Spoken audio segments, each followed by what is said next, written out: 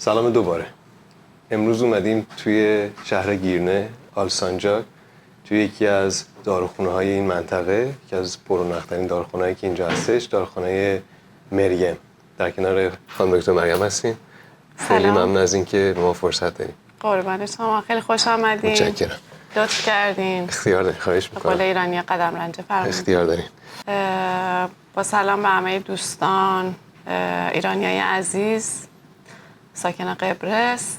من مریم هستم، فامیلی محمد بیگی. یه 12 سالی هستش که قبرس زندگی میکنیم با 2 تا پسرم و همسرم. از ایران به دلیل مشکلاتی که ایران داره به خاطر بچه‌ها اومدیم قبرس. من ایران تحصیل کرده بودم، دانشگاه تهران. یه 10 سالی اونجا کار کرده بودم. تحصیلاتتون چی بود؟ چه رشته‌ای؟ داروسازی. داروسازی. بله، من داروسازی رو ایران تموم کرده بودم و 10 سال اونجا کار کرده بودم. بله. دیگه بعدم که اومدیم یه چالشایی که چند سال اول آدم داره و بعد از اینکه وطن داشت شدیم تونستم داروخونه خودم بزنم. خب چه آدم حالی. گفتید که تقریبا 11 ساله قبرسی؟ از سال 2013 ما اومدیم قبرس. 2013. چه شکلی بود موقع قبرس؟ قبرس خیلی راحت بگم یه روستای کمی مدرن بود. مدرن. خیلی چیزا کم بود، خیلی کم بودا داشت. ولی من به دلیل اینکه کلاً بیشتر از همه به دلیل اینکه 2 تا پسر داشتیم و ایران شرایط خوبی نداشت واقعیتش. خب به خاطر بچه‌ها و اینکه من اتفاقا دوست دارم اون محیط طبیعت رو تو طبیعت خیلی دوست دارم. بله خیلی قشنگ. و آرامشش که واقعا ما رو جذب کرد.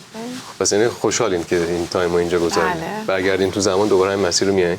بله حتما. خب چقدر خوب. چی شد که تصمیم گرفتین کسب و کارتون رو منتقل کنید بیارید اینجا و مطمئن بودید که جواب میده؟ راستیتش من اصلا وقتی که اومدیم از ایران اصلا فکر نمی‌کردم که کار داروسازی بکنم. جالب.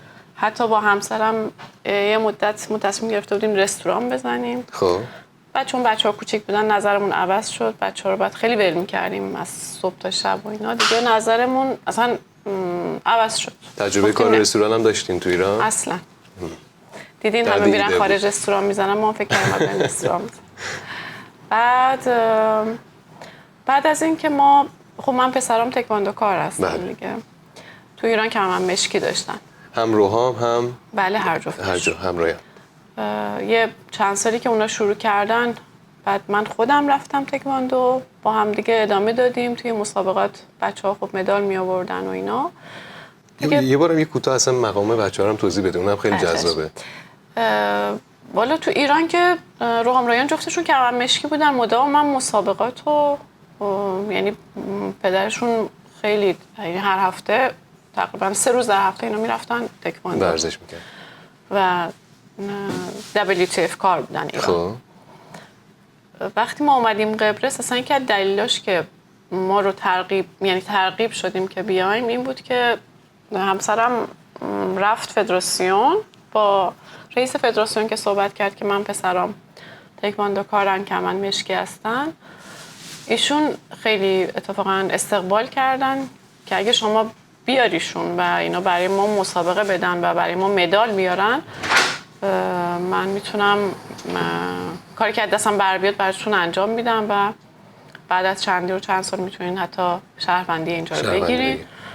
و ما از روز اول یعنی تقریبا میشه گفت هفته اولی که وارد قبرس شدیم بچه‌هامون رو گذاشتیم تکواندو و این هر روز بود. یعنی ما 6 سال 7 سال هر روز تکواندو بودیم. گرما سرما هیچ ارزشش رو داشت کنه. بله دیگه. بعد دیگه مسابقات بود. خب یه سری مسابقات اینجا برگزار میشه هر سال، یه سری مسابقات حالا جایی مختلف و به دلیل اینکه خب ایشون که اصلا قول داده بود بچه‌هام که مدام مدال می آوردن، یعنی هر دفعه یعنی هر اتفاقی که اینجا میافتاد روحام رایان همیشه مدال رو می آوردن. دیگه خدا خواست و ایشون هم کمک کرد و ما وطن داشت شدیم. بعد از اینم که وطن داشت شدیم دیگه من پیش خودم گفتم که خب داروخونه خودم رو میتونم بزنم، چون اینجا اگه وطن داشت نباشی نمیتونی داروخونه خودتو بزنی حتی اگه داروساز باشی. خب یعنی داروسازی هم اصلا میرسیم الان به سوالی اونا دیگه که سوالای بعدی شرایط هست. من نگه می‌دارم مشتری داریم. بایرو. ما بین سوالامون هر از گاهی براشون مشتری میاد و بعد پاسخگو بشن، ما این مجبوریم قطع کنیم بس کنیم. خب برسیم به سوالی که راجع به خود داروخونه است. بعد از اینکه تصمیم گرفتین که این کار را بندازیم، میدونم یه سری چالش‌های خیلی غیر منتظره برای آدم همیشه پیش میاد. یه توضیح کوتاهی فرض کنیم برای این نفر میخواین تعریف کنین که میخواد کار شما رو تکرار کنه. خب ببینین یه مقدار متفاوته، به خاطر اینکه من ایران درس خونده بودم و اینجا بعد یه امتحان فقط میدادم، یه امتحانی که مخصوص خود قبرس بود، نه امتحانی در ارتباط حتی داروسازی، چون من دانشگاه معتبری بود. در عرض 2 هفته اون اونایی رو گرفتن و هیچ مشکلی نداشتیم. یه کتابی بود مخصوص خود قبرس که اون یه مقدارم نه خیلی سخت بود برای من، چون که تمام کلمات قدیمیه و یه جورایی قانونی. به انگلیسی یا ترکی؟ دارو نه، به ترکی. به ترکی. یعنی باور کنید من مثلا میشستم اینا رو دونه دونه کلماتو در می آوردم، به فارسی نمیشد اصلا، یعنی برمیگردوندی هیچ معنی نمیداد. خب برمیگردوندم به انگلیسی، بعد دوباره برمیگردوندم به ترکی. مسلط بودین قبلش؟ نه خب میدونید اصلا هیچی هم نداشتم همون اصلا. یعنی من یه دیکشنری کوچولو داشتم تو جیبم، هر جا میرفتم تو مارکت نگاه میکردم، مینوشتم، سریالا رو نگاه میکردم مرتب، هر پاز میکردم، دونه دونه کلماتو در می آوردم. اینجوری ترکی رو یاد گرفتم واقعیتش. مرحبا. ببخشید. خواهش میکنم. بعضی از بچه‌ها که میان اینجا خب درس میخونن، اینجا فارغ التحصیل میشن. اولا اینکه خب اینجا لیسانس میگیرن بچه‌ها و 4 سال درس میخونن. خب حالا چه تو دانشگاه یه مقدار ترکی رو بالاخره یاد میگیرن، تو محیط بیشتر، یعنی هم ذهنشون آماده تر چون جوان ترن. من یه ذره گذشته بود تقریبا ولی خب بالاخره پسش بر اومدیم. اون برای من چالش بزرگی بود. مدارکی که لازمه رو تو ذهنتون هست که چه چیزایی باید آماده باشه؟ بله حتما. ببینین برای اینکه یه داروخانه رو باز کنین حتما باید، گفتم اول، وطن داشت باشید. بله. حالا وطن داشتی یا مدل مال ما فرق میکرد، بعضی از بچه‌ها اصلا ازدواج میکنن با یه قبرسی و وطن داشت میشن. بعد از اونم که خب باید داروساز باشن دیگه. حالا چه اینجا درس خونده باشن چه جای دیگه درس خونده باشن، اون جای دیگه رو باید این امتحان رو بدن حتما. مهمترین چیزش اینه که داروساز باشن و دومی که خیلی مهمه اینه که قبرسی باشن، یعنی وطن داشته قبرس باشن. وطن داشته قبرسی برای باز کردن داروخانه. یعنی باید 100% قبرسی باشه، شریک هم نمیتونن باشن؟ نه، شریک اون طرف هم باید قبرسی باشه. مال من این مدلی بود، مال من یعنی من چون قبرسی شده بودم بعدش فقط بعد اون امتحان رو میگذروندم. چالش من اون بود. خیلی برای من سخت بود که خب اونو گذروندم و انجام شد. من الان مثلا میبینم خیلی از بچه‌ها اصلا وطن داشتم نیستن، خب داروسازی میخونن دانشگاه اینجا، فرقی هم نمیکنه از هر دانشگاه خوبی هم داره و فارغ التحصیل میشن و تو شرکت‌ها کار میکنن. میبینم، یعنی من چند تا از بچه‌ها رو میشناسم که بدون اینکه وطن داشته باشن تو شرکت‌ها میتونن کار بکنن و به عنوان داروساز هم اونا رو قبول میکنن. منتها برای باز کردن داروخانه حتما این صاحب کسب و کار نمیتونین باشه اگه قبرسی نباشه، میتونین صرفا کار کنین. فکر کنین چقدر سرمایه لازم داره که این کار رو راه بندازین برای کسانی که تو فکرشن؟ حداقل سرمایه‌ای که میخواد، حالا به پول تله بخوایم بگیم، فکر میکنم 400 یا 500 هزار تله باشه. برای همه داروها یا فقط؟ ببینید نه، داروها رو خب حالا معمولا داروها رو 2 ماهه بهتون میدن، 2 ماه 3 ماه بهتون میدن، ولی شما یا باید مغازه رو اجاره کنید یا باید بخرید دیگه. برای شروع که الان همه اجاره‌ام خیلی سنگین و بالاست، دکور میخواد، یه سری وسایل میخواد، آشپزخونه حتما باید داشته باشی، یه سری چیزایی که شرطایی که واسه وزارت بهداشت مهمه، جایی که دارو شما بسازین باید داشته باشین، نمیدونم اینا هم شرط. چون خودتون دارو هم تولید میکنین اینجا؟ داروی ترکیبی ما میگیم. بله. کرمای ترکیبی که دکتر نسخه بکنه ما میسازیم. داروخانه بیشتر قفسه هاش، نمیدونم اینجور چیزا، یخچال مثلا باید بخرین، کلیما باید، اینا همش هزینه است دیگه. بله سنگینه. اصلا این دوره زمانی کردین. با توجه به اینکه داروخانه تو قبرس کم هم نیست، یعنی اصولا هر چند متر که نگاه میکنه، 50 متر نمیدونم چقدر. اینجا اصلا مثل ایران نیست. ایران باید هوایی 300 متر باید فاصله می داشتیم با هم دیگه. اینجا این مورد رو ندارن فعلا، اینی فعلا قانونشون. بعد میزان عرضه و تقاضاش در میاد، درست میشه؟ فعلا که خدا رو شکر در اومده. خب خدا پس یعنی مصرف زیاده. میدونین مدلش فرق میکنه، یه مقدار مدلشون با ایران فرق میکنه. ایران جمعیت توی داروخانه خیلی بیشتره، قدرت خرید مردم شاید پایین تره، ضعیف‌تره. ولی خب اینجا اینجوری نیست. اینجا خیلی راحت میان و پول راحت خرید میکنن. درست. و اینجا یه چیزی که هستش، اصولا مردم خیلی راحت‌تر میان به داروخونه اعتماد میکنن تا به پزشک. و از شما هر چی که بهشون توضیح بدی میخرن. آره دقیقاً همطوره. اینجا مردم نشنون خود قبرسی ها اینا دکتراشون قبول ندارن. واقعیتش اینه که برای من که خیلی خوب بود. برای من یعنی از شروع روز اولی که من اینجا رو باز کردم خوشم میاد که حالا ترک‌ها، قبرسی ها، ایرانی ها رو دوست دارن. انشالله که داشتن، حالا دیگه الان نمیدونم نظرشون عوض شدن. انشالله که تا ابد همینجوری باشه. این شانسی که من آوردم اتفاقا تا فهمیدن من ایرانی هستم اعتمادشون خیلی بیشتر شد و من هر روز مشتریم خیلی بیشتر میشد و اینکه دیگه dökter merhaba. Şampuan var mıydı? Sadece onlar var. İsterseniz bak. İçine bakma şansın var mı? Tabii ki. چقدر بدون نسخه اجازه دارین دارو تجویز کنین؟ مثل ایرانه؟ اوتیسی. بله اوتیسی ها رو میتونین. اوتیسی یعنی اینکه داروهایی که میتونین بدون نسخه پزشک شما بدین میشه بهش گفت اوتیسی. خب با ویتامین ها خب دیگه الان فکر می‌کنم ایران هم همینجوریه، اون موقع هم بود. تمام کرمای آرایشیه که خب میتونیم اگر که بخونی مدام تکرار کنی و همه چی رو یاد بگیری خیلی خوب میتونی توصیه‌های خوب بکنی. خب من این چالش‌ها رو همه رو داشتم، یعنی دونه دونه میشستم همینا رو در میآوردم میخوندم. ترکی بود. چه ویتامینایی مخصوصا این دور زمانه که خیلی ویتامینا خیلی گسترده شده، روز به روز چیز جدید میاد و شما مرتب باید آپ تو دیت بشی، مرتب باید بخونی که بتونی راحت سرویس بدی به مریضت، به مشتریت. میان بر راحت مشورت میکنن و خیلی اینو تاکید میکنن ما دکتر نمیریم دیگه مثلا، ولی من همیشه اینو بهشون میگم نه مثلا اینجا دیگه من الان نمیتونم نظر بدم، باید بریم پیش دکتر. یعنی نیاز به آنتی بیوتیک داری، باید بریم پیش دکتر، چون آنتی بیوتیک هم جزء چیزایی هستش که دکتر باید ببینه. بله حتما.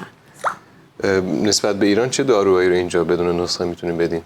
یکی از مهمترین چیزایی که اصلا نمیتونیم بدیم داروهای خواب آور. اصلا نمیتونیم. ولی تو ایران راحت میدادیم. راحت من نمیدادم راحت. اونجا بازم من راحت نمیدادم. تقریبا میشه گفت همیشه مشکل داشتم این قضیه. ولی خیلی راحت تر میگیرن مردم تو ایران. داروهای اعصاب اینجا، حالا داروهای اعصاب رو بیشتر ما نسخه خیلی کم پیش میاد که یه نفر بیاد، خیلی کمتر، یعنی واقعا تو اون قسمت داروی اعصاب ما شاید از همه کمتر استفاده میشه. شاید به خاطر اینکه مردم آرامششون بیشتره. داروهای خواب آور اصلا ما نمیتونیم بدیم. بعضی هورمونا رو اصلا نمیتونیم بدیم. اونا رو فقط باید مخصوص، نه نسخه حتی سفید، نسخه سبز باید داشته باشن. یعنی جزء داروهای خیلی خاص میشه که حتی ما تو قفسه‌هامون نیست، پشت و بعد کلید بشه. من باورتون میشه چند ماه اول میگفتم این داروی قفسه اعصاب ما خیلی تاریخش میگذشت، واقعا خیلی کم استفاده میکردن. یاد گرفتم که خیلی کمتر سفارش بدم از اون دیگه، اصلا قابل قیاس نیست.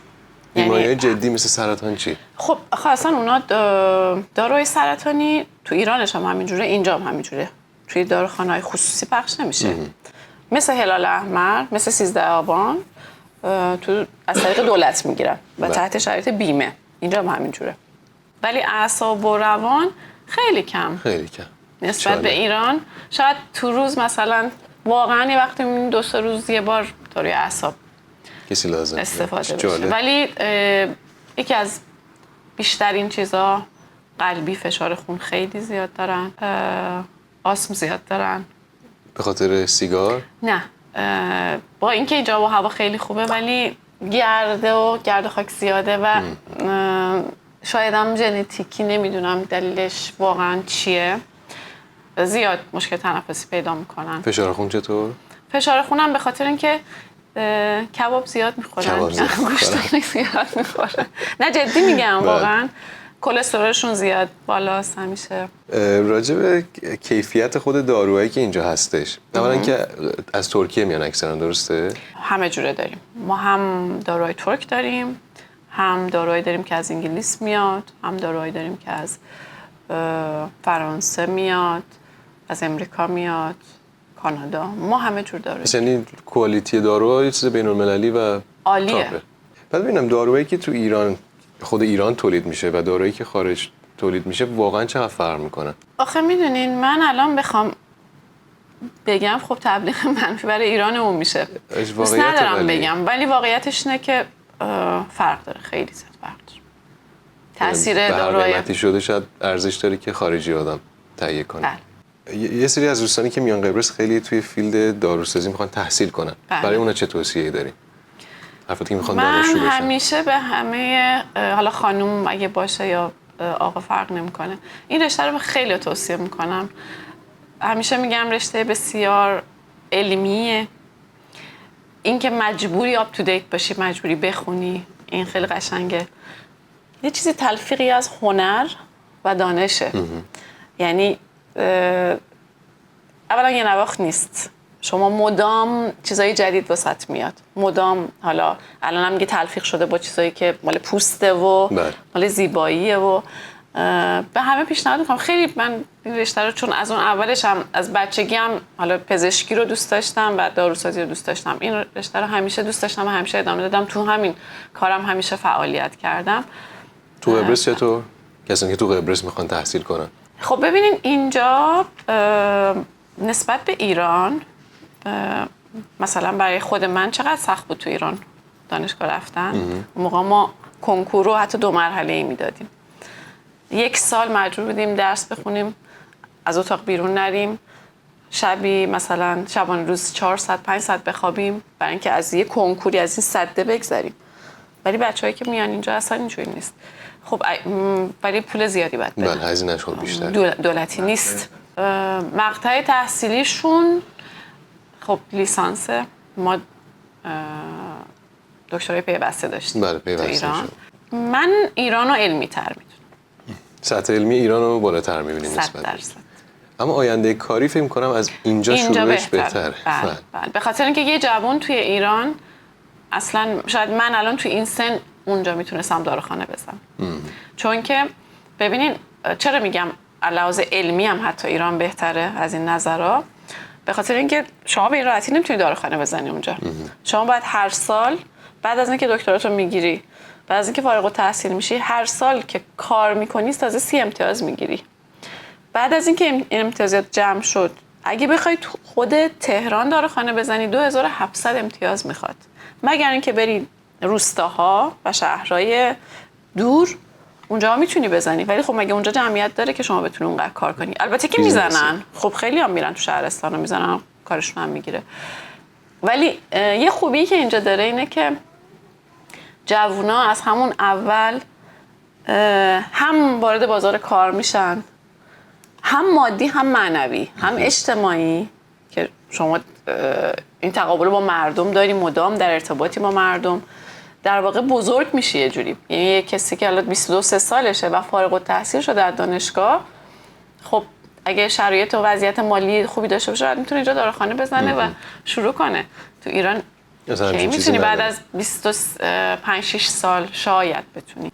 من اگر که بعضیا رو قبول ندارم توی اینجا، به خاطر اینکه بیشتر داروخانه‌شون رو به شکل سوپرمارکت می‌بینن. من این رو دوست ندارم. جنس میانه و جنس میفروشن. دقیقاً، یعنی فقط میخواد که جنسشو بفروشه، ولی در نظر نمیگیره که کلاً کاری ندارم، ایرانی و ترک و اینا نداره، کلاً دارم میگم اینکه تجاری نگاه نکنیم به داروسازی. کار تجاری نیست. داروسازی باید داشته باشه. ما اول از همه، اولین چیزی که من همیشه، شاید بعضیا حتی به هم اطرافیانم میگن چرا اینجوری هستی، میگم ببین من اول از همه داروسازم. خب یه سری سوال کوتاه شخصی بپرسم که شما در طول زندگیتون که تو قبرس تایم طولانی گذروندین، اولا که تفریحاتتون چجوریه؟ یه کسی که اینجا کار داروخونه داره تفریحاتش چه شکلیه؟ ببینین اینجا کیفیت زندگی خیلی بالاست. وقتی که شما از صبح میای سر کار، اولا که محیط کار محیط بسیار آرومیه. تنش نداری. آدما باهات برخورد خشن عصبی ندارن. اگه شما روی خوب به آدما نشون بدی، همون انرژی رو سریع بعد از 5 دقیقه میگیری از اون طرف. اینجوری نیستش که شما هر چقدر بخندی، هر چقدر انرژی بدی، باز طرف نه اینقدر اعصابش خورده از جای دیگه که هیچ فرقی نکنه. نه، صبح به صبح که بیای با خنده بیای شروع کنی، اینقدر آدما خوب و مثبت هستن که شاید شما تو طول هفته یک دونه آدم عصبی پیدا کنی و باهات برخورد بد بشه. با شرکت ها کار میکنی، همه با روی خوش، حالا جنسشون رو بخوام بفروشن، با برخورد خوب، با یعنی یه تقابل خیلی قشنگی داره. کار ما برای من که خیلی آرام بخشه، خیلی خوبه، دوست داشتنیه واقعیتش. بی‌تنش. با همه دوست میشی، با همه یه جوری، حالا من که تو محلم هستم، یه جوری همسایه‌ام، دوستشونم، خیلی راحت مریضم میاد قهوه میخوره، با هم دیگه میشینیم قهوه میخوریم، حرف میزنیم، اون درد دل میکنه، از صحبتاش میگه، من حرف میزنم. یعنی این کار ما اینجا شکل خیلی تجاری نداره. یه چیز صمیمیه، خیلی صمیمی، خیلی خوبه. صمیمی. اینا هست کاری بله، که شاید واقعا. توی ایران واقعا نداشتیم. من خیلی تنش داشتم تو کارم. هم شلوغ‌تر بود خیلی. اصلا همه آدم‌ها عصبی بودن. بله، متاسفانه. حالا چه همکارات، چه مردم، همه جوره. و از همه بدتر افرادی که نیازمند دارون ولی خب نمیتونن بخرن. بله، زورشون بله، نمیرسه. بله. واقعا خیلی دردناکه. خیلی. متاسفانه. چی بگیم؟ انشالله که اونم حل میشه. امیدواریم. هممون امیدواریم. خب کلام آخری که بخواید به بیننده ها بگید؟ من به همه ایرانیا اولا که امیدوارم، واقعا امیدوارم که ایرانمون یه جوری خوبی بشه و همه روزی بتونیم برگردیم، همه اونجوری که دوست داریم تو ایران زندگی کنیم. ولی اگر مجبور شدین خارج شدین از ایران، نترسین. مهاجرت سخته، چالش‌های خودشو داره، کلا زندگی چالش داره، کلا زندگی همش پر از چالشه، پر از مشکلاته.